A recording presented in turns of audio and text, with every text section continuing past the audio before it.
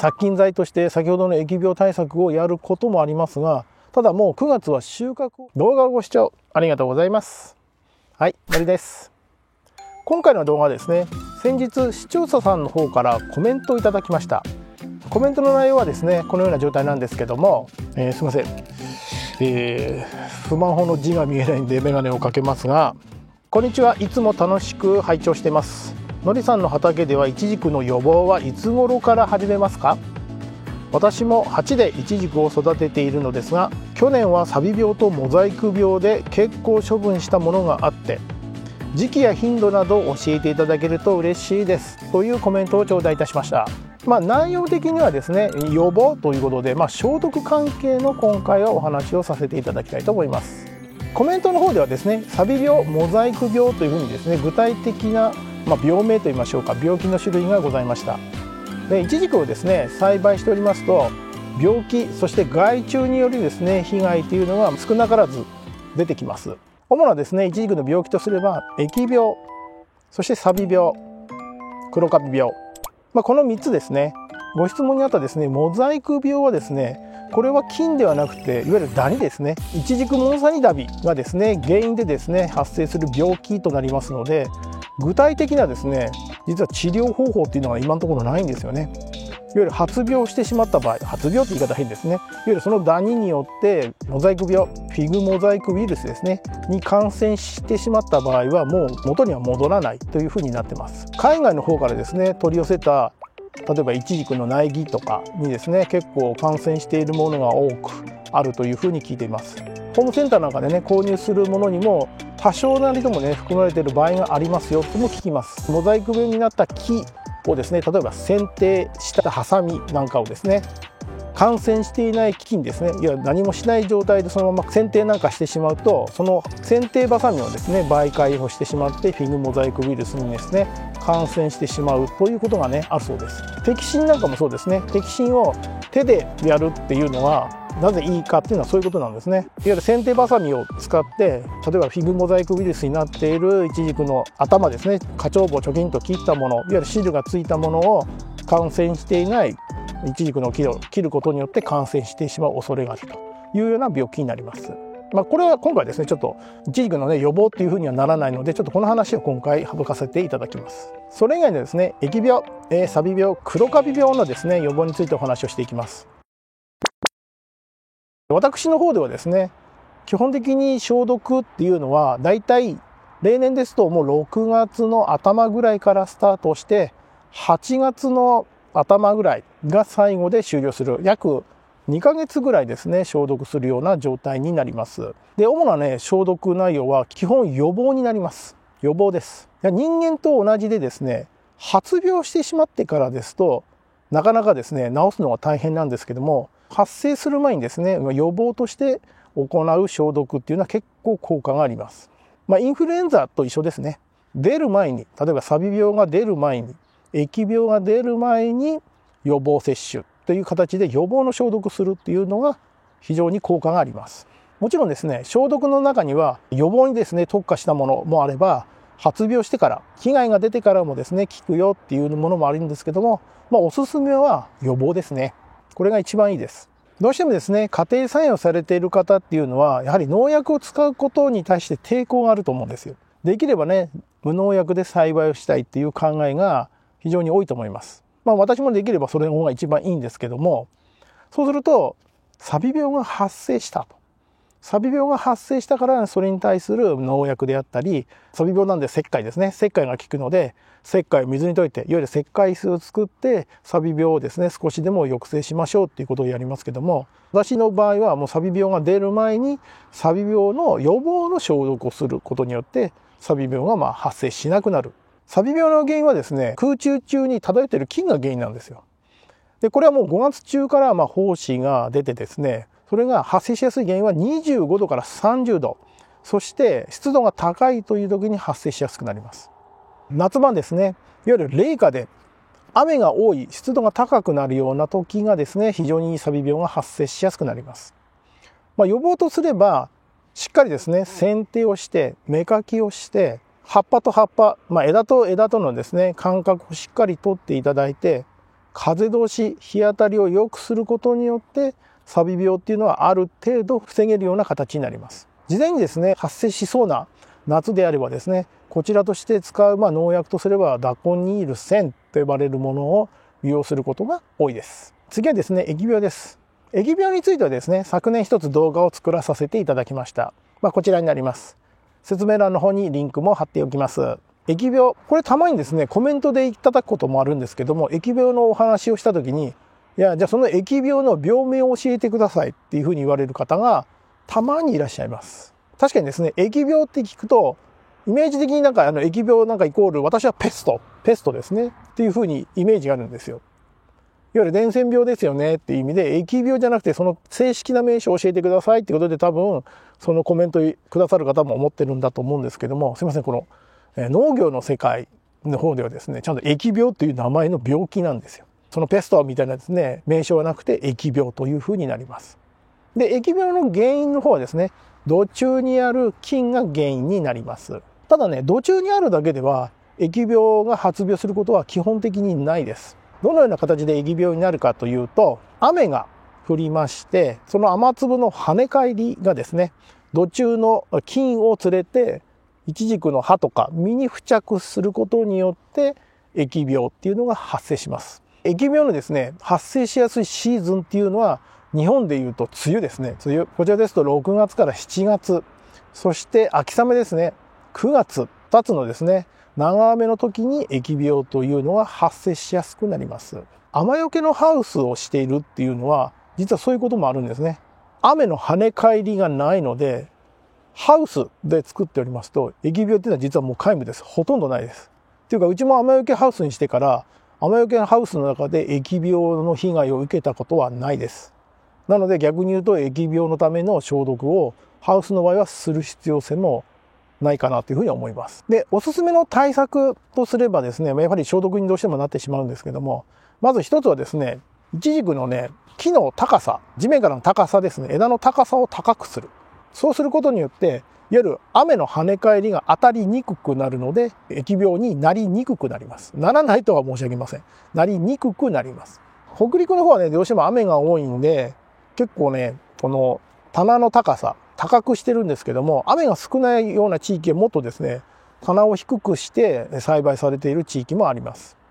この辺は比較的高めです。もう40センチ以上になっているところが多いですね。私はね、どうしても路地でやってる部分があるので、どうしても雨に当たってしまいますので、週間天気とか見て雨が続くなと、そろそろもう梅雨に入りそうだなというふうな分かった時点で予防用の消毒をします。基本的にですね、疫病に対する消毒、農薬の方は、だいたい1回撒くとですね、2週間ぐらい効果があるというふうに言われています。よっぽどね、強い雨が続くのであれば2週間持たなくて、例えば10日ぐらいというふうに効果の方の持続は短くなってしまいます。なので、梅雨の間ですね、だいたい1ヶ月ぐらい梅雨が続くとすると、梅雨に入る前に1回行って、梅雨の途中、中休みの日を狙ってですね、もう1回やって、2回ぐらいやればですね、しのげるというような状態になっております。で、おすすめの農薬はレーバスフロアブルっていうのがあります。こちらはですね、結構強い雨にも強い、なんか変ですね。強い雨にもですね、対応している非常にですね、優れたですね、農薬です。あとはですね、ダコニール1000なんかもですね、非常にですね、有名な農薬になっております。じゃあ最後に黒カビ病についてお話します。で、黒カビ病ですね、収穫する時の実の頭にね、雨なんか続くと、ちょんと黒い粒の黒カビがついているような花鳥部にね、口と言いましょうか、頭と言いましょうか。あれは単なる黒カビであって黒カビ病ではありません。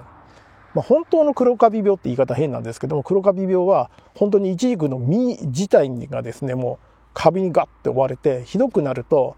何ですかね、なんか髪の毛みたいにふわーっとカビが、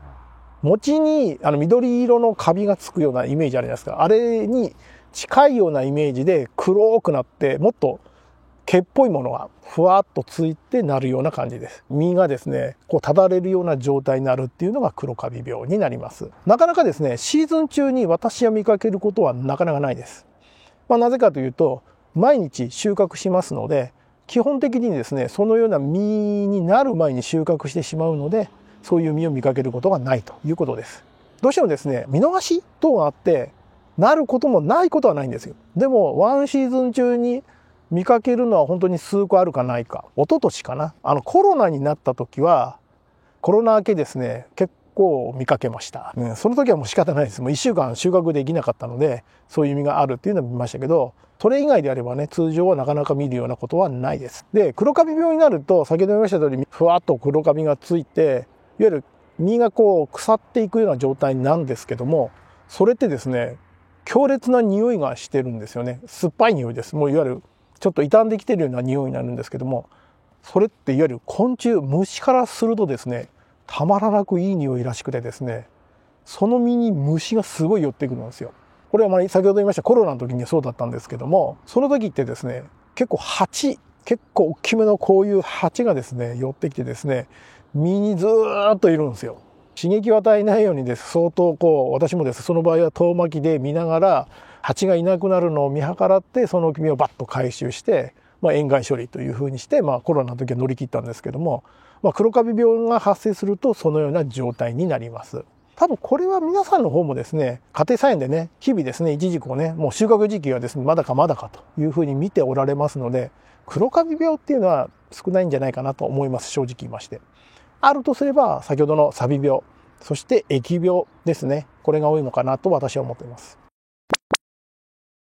予防のためのですね、消毒をだいたい6月ぐらいからスタートするという状態になります。ただ消毒の方は、その殺菌剤もそうですし、あと殺虫剤ですね、アザミウマが問題になってきますので、殺虫剤とも織り交ぜながら、様子を見ながらですね、どのような消毒をしていくかっていうのを考えながらやっておきます。年間のね、どのような消毒をするかっていう計画はもちろん立てておりますが、毎年ね、計画通りの気候にならないので、思い通りにはならないことも多いんですけども、基本的には計画を立ててやるような状態にしております。大まかに言うと6月からスタートで、この時はですね、殺虫剤、そして殺菌剤の消毒。梅雨に入ってからもですね、中休みを利用して、その間に疫病に対するですね、殺菌剤の方をまきます。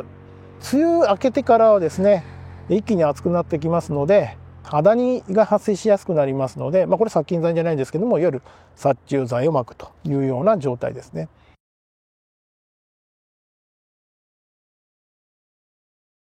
大まかにはこんな感じです。9月の長雨の際にもですね、殺菌剤として先ほどの疫病対策をやることもありますが、ただもう9月は収穫を始めてしまってますので、基本的に私は収穫を始めた場合はもう消毒はしないような状態にしております。よっぽどですね、もう1週間も2週間も長雨が続いて、もう疫病が大変だという時には行うことはありますけども、今のところそこまでひどくなったのっていうのは私10年やって2回かな、2回ぐらいありましたけど、それ以外はですね、消毒しないような状態にしてます。極力ですね、私も年間における消毒回数は少なくしたい派なので、全体でその6月からスタートで8月の頭までの間に行う殺虫殺菌剤はだいたい5回ぐらいやるような状態にしてます。去年も5回だったと思います。その前はですね、実は4回でうまくできたんですけども、そのような状態でやってる時もあります。本当に何度も言いますけども、病気になってからではなくて、基本的になる前に行うというような処理をして、収穫シーズンを迎えるというふうにしております。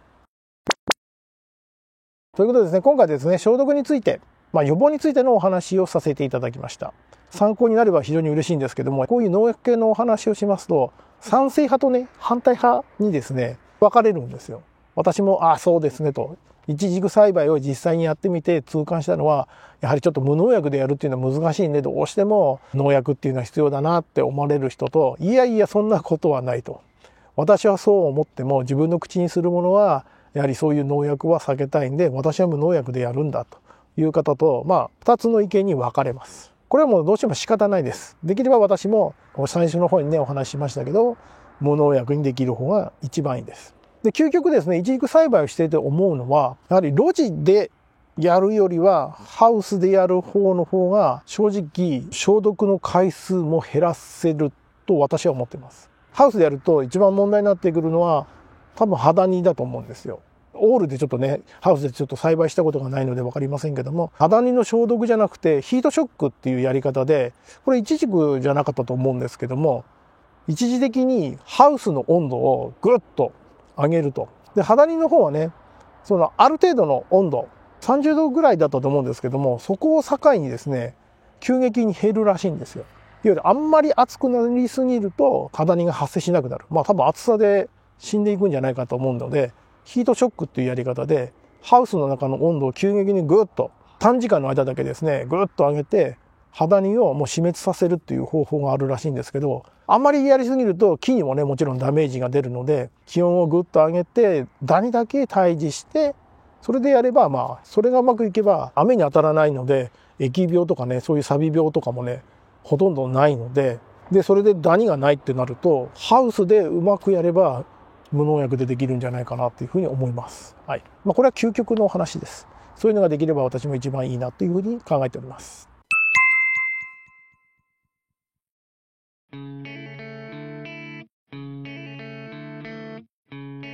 だいぶですね暑くなって長くなってしまいましたが、今回の動画は以上になります。動画を最後までご覧いただきありがとうございました。今回の動画は以上になります。次回の動画でお会いいたしましょう。